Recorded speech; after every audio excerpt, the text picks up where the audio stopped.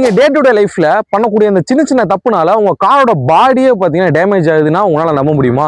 So உங்க காரோட பாடியை ப்ராப்பரா எப்படி மெயின்டைன் பண்ணணும் அப்படின்றதான் இந்த வீடியோல பார்க்க போறோம். உங்களோட காரோட பேனட்டை நீங்க இப்படி ஓப்பன் பண்ணுவீங்க, ஆனா விடும்போது சட்டார்னு இப்படியே விட்டுருவீங்க. என்னைக்குமே பாத்தீங்கன்னா இந்த மாதிரி விடக்கூடாது. என்னைக்குமே உங்க காரோட பேனட்டை இந்த மாதிரி மேல இருந்து டப்புன்னு விடாதீங்க. என்னைக்குமே பேனட்டை இப்படி ஓப்பன் பண்றீங்க அப்படின்னா இந்த இடத்துல வச்சு சிம்பிளா நம்ம கையை வச்சு இந்த இடத்துல இப்படி ஒரு அமுத்துறீங்க அப்படின்னாலே ஆட்டோமேட்டிக்கா பேனட் பாத்தீங்கன்னா லாக் ஆயிரும். அதே மாதிரி பாத்தீங்கன்னா உங்க காரோட டோரை இப்படி திறந்துட்டு டப்புன்னு இந்த மாதிரி சாத்தக்கூடாது.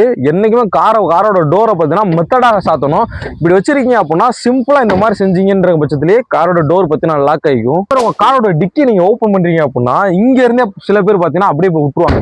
என்னைக்குமே பாத்தீங்கன்னா இந்த மாதிரி சாத்தக்கூடாது. உங்க டிக்கி டோரை ஓப்பன் பண்ணதுக்கு அப்புறம் இந்த ரேஞ்சில இருந்து இன்னைக்கு விடாதீங்க. ஸோ இங்க கொண்டு வந்துட்டு நீங்க இப்படி விட்டீங்கனாலே ஆட்டோமேட்டிக்கா பாத்தீங்கன்னா அது அப்படியே லாக் ஆகிக்கும். இப்போ நான் சொல்லி கொடுத்த இந்த 3 முறைகளை பயன்படுத்தினீங்க அப்படின்னா உங்க காரோட பாடி பார்த்தீங்கன்னா டேமேஜ் ஆகாது. ஸோ இந்த மாதிரி தான் பார்த்தீங்கன்னா உங்க காரோட பாடியை ப்ராப்பராக மெயின்டைன் பண்ணணும். ஸோ இந்த மாதிரி நிறைய யூஸ்ஃபுல்லான வீடியோஸ்க்கு யூடியூப்ல பார்த்துட்டீங்க அப்படின்னா மறக்காம சப்ஸ்கிரைப் பண்ணிக்கங்க. இன்ஸ்டாகிராம் அல்லது ஃபேஸ்புக்கில் பார்த்துட்டீங்க அப்படின்னா மறக்காம ஃபாலோ பண்ணிக்கோங்க.